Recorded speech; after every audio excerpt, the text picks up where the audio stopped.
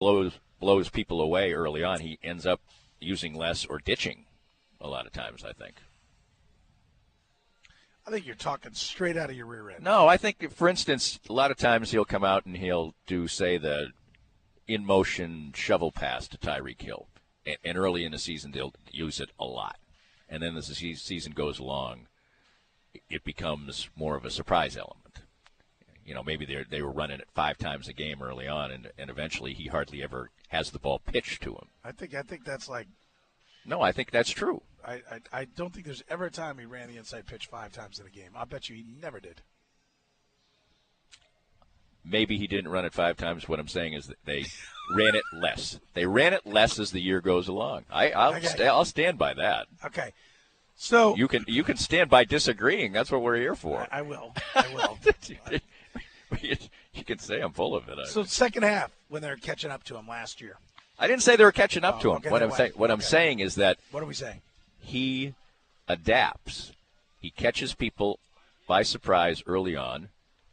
Then later on, maybe he uses different tactics. It doesn't mean like they slow the offense completely down. It just he is not using that complete surprise element later in the year. What I was going to get at is if the idea is that, like, he's out of gas in the second half. Second half last year, 37, 26, 51, 40, 27, 28, 38, 35. Well, he's got Patrick Mahomes now, so it's less him and 31 and 31 in the postseason. It's less him and as much. I mean, he's got the guy now, right? So he doesn't have to even be as good. He doesn't have to, and he is good. He still is, and he is good. So what I would say is there is absolutely nothing to complain about on offense, and absolutely nothing to worry about on offense except injuries. Right. As long as Andy Reid and Patrick Mahomes are here. I would tend to agree with that. I think this is the first time. Look at the Patriots. They've never really had great offensive weapons. You know, across the board. Yes, they have a Hall of Fame. Yes, they did. When they had Randy Moss. When they had Randy Moss. I mean, I don't think they had Wes Welker. I don't think they had a killer running back at that point in time. They've always had serviceable. I'm just saying they didn't have a Marshall, one of those Rams offenses where they had a Hall of Fame running back and Hall of Fame wide receiver, and then the next wide receiver was really good. They haven't had that, and they've still been great because they have Tom Brady. Well, and they play defense. They have Bill Belichick. Right. They play defense. But what I'm saying is if you have the guy, I was just agreeing with your point that as long as you have Patrick Mahomes and you have Andy Reid, they have plenty of weapons. By the way, you ever had a guy in a wheelchair drive by, lob a shot at you like that just happened? I didn't hear the shot. I saw him drive by. Oh, I thought he said blank the Patriots. And I was like, that's a first for me anyway. I don't know about. He was operating that wheelchair at a high level, I'll say that. I mean, don't get in the way. No. You're going to get rocked. So Lawrence Maroney was the leading rusher on that team. Well, there you go. Thank you for making my point. He actually was a talented guy out of Minnesota. Let me look what he ended up putting up that year. 835. They rushed for almost 1,900 yards as a team. They do it the way they always do it. Yeah, it's always exactly. committee. But receiving-wise, that was the year that Randy Moss blew the world up. Catching the football. Moss and that's the only time he threw 50 touchdowns. 1493 and 23 touchdowns. That's pretty good. Yeah. Thanks, Danny. Spicy hot takes on Danny Unleashed. 23 touchdowns. That'll work. All right. So here's what I would say. I think offensively they have nothing to worry about, and I think Andy Reid. And I said this going into last year, and I'll reiterate it because it's been a while since I've had football season. The narrative of Andy Reid can't handle the clock is going to go away because now he's got a quarterback that'll make the throws. But all of a sudden he's going, Andy Reid's really gotten better with the clock. No. He doesn't have a quarterback that takes the 3-yard check down. He has a quarterback that spins one for 24. Right. And they get down the field. And so that whole thing is going to change. And I really believe. And also, he was pretty with Alex Smith. He was pretty conservative at the end of halves, especially. A lot of times they'd be like, "Hey, why don't they give it a go?" And they wouldn't. to your point, they wouldn't do something special on first down, so then he'd just say, okay, that's good enough. You and I would we're out of here. We're out of here. You and I would need a video department to put together the last 2 minutes of halves and say, okay, let's go sit and watch it, because you know what my recollection is?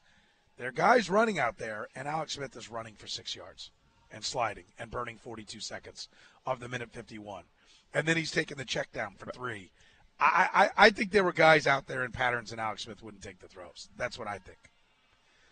I mean, so personally, but when he didn't get a significant gain, which is your point about Patrick Mahomes, that he might get 24 on first down, when they got 6 on first down, Andy Reid would sort of just say, okay, well, screw it. let's take a knee and go to the half. I think and he won't do that now. I think the narrative of Andy Reid has to be completely rewritten before Patrick Mahomes and after, because I think what if he wins 3 Super Bowls, right, in the next 8 years, right? The narrative is going to be, look how great Andy Reid was without a great quarterback. Right. All the things that can't manage the clock, throws it too much. In Philadelphia, threw it too much, didn't get to the run, here, ran it too much, whatever it is. All that will go down the window, and you will look and go, man, look at all the games he won. Look at all the playoff games he won.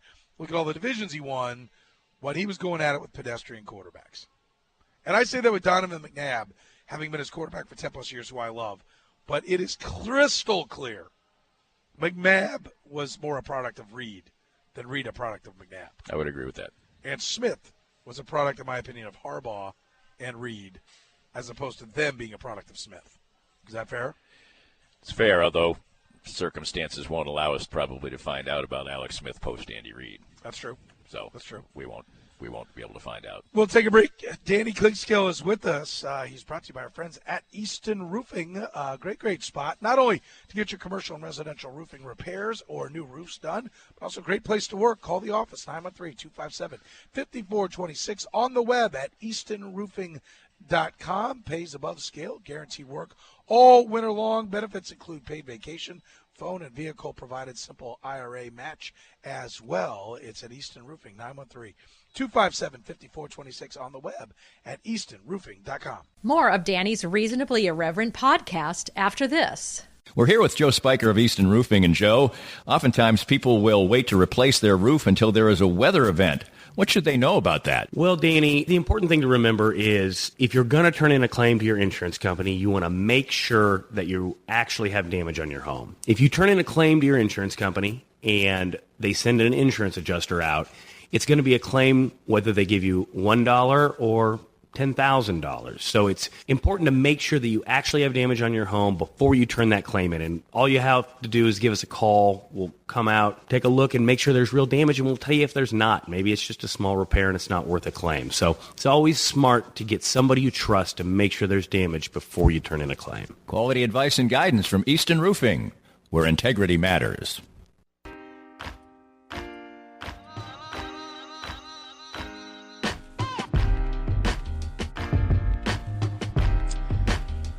Thank you. Welcome back here in the program here on Sports Radio 810 WHB. As we broadcast live at your neighborhood house. We do, right in front of the beer. Danny Klinkskill, which is a good spot for me and you. Danny Klinkskill from DannyKlinkskill.com. You're liking that voice, aren't you? I saw the look when I went, No, you're fine. You're fine. Just make me sound better. I think I'll make it to 2.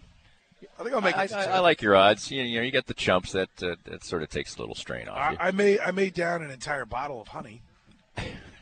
That's good for you. That might happen. You fired up about the U.S. women today? I am fired up about the U.S. women. Starts at 2. It does. Will indeed. they win? I think the game's kind of a toss-up. It's tough to play on the road, but I guess I would lean to them winning. Would you now, Danny? They seem to have gotten their bad one out of the way. They didn't play really well against Spain. No, I agree. And that second penalty was a pure gift. I agree. And I wanted to get this in because I went to the U.S. men's national game the other day. Gold Cup game, yeah. Gold Cup game. And I wrote a blog about it, which was up yesterday, and people can read it. At DannyClinkskill.com? That's right, at DannyClinkskill.com. And it wasn't just about the game, but it was about one of the phenomenon of that game was that, and this doesn't relate to the women, I'll get back to that in a second, but they played an entire second-choice lineup. And as sports fans, we've come to kind of expect this type of treatment, like it be it in the NBA where players sit or whatever. This is entertainment. I mean, come on. But they sit in baseball. They do. That's what I said. They sit in baseball too. I'm not saying it's just soccer. I'm not saying it's that. But across the board, we have come to say, oh yeah, well that's good strategy. That's good. He needs a rest. Whatever. Well, as I said in the piece, that day they're not lowering the prices or giving away free beer. I mean, and you're getting a lesser product. But you won't be getting a lesser product today from the U.S. women. And I'll also say this: it takes me only about 2 minutes when I first start watching women's soccer again to get over the fact that they aren't as fast. And then it just becomes a competition, which I think is fantastic in all because people love college football. It's not as good a product as the NFL. They still love college football. Right. So why sometimes women's sports gets demeaned in relation to men's sports, I don't get it. I don't get it. I don't get it. I don't either. And we are now, full disclosure, 2 fathers with 4 daughters, right? 0 sons. That's true. But the WNBA, that's laughed at, all right? Which I don't understand. It's just different. You don't have to like it, but don't make fun of it.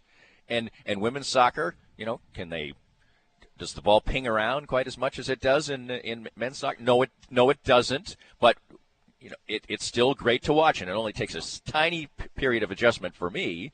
It's like if you were watching women's track and field. They're not running as fast, but you can't tell, right? Because they're not running against. People love high school sports. It's not as good. I was going to say I actually have been very impressed with the ball movement of the U.S. team. Oh yeah, absolutely. I enjoy watching the games. I'm having a good time watching the games, and I'm watching games that don't even involve the U.S. playing. I watched the England game yesterday. How would the U.S. women's team against Sporting Kansas City go? I thought about that. I thought about that. I thought you think about certain different levels as well. Like I watched Trinidad and Tobago. I watched the game the other day before it. I watched both games. I was there for both games, and I was thinking to myself, I wonder how in Trinidad and Tobago, they're not very good, but how would they play against Sporting?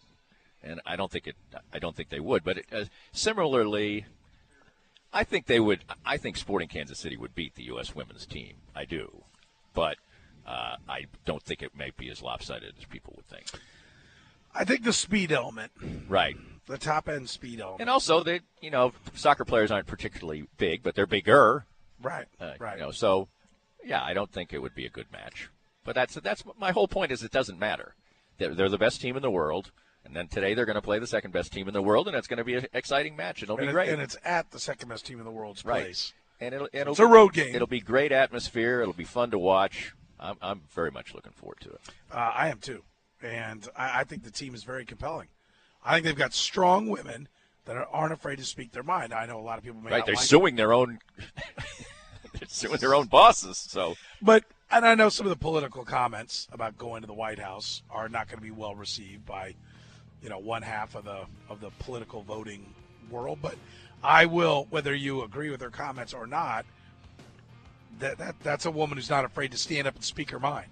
Right, and she also is somebody who clearly is patriotic and loves playing for her country. Yes. And so, I think that, and she's a great player, fun to watch, love the hair. Yeah. So anyway, it should be a great match, great fun. Yeah, I'm looking forward to it. 2:00. So who are you picking, real quick?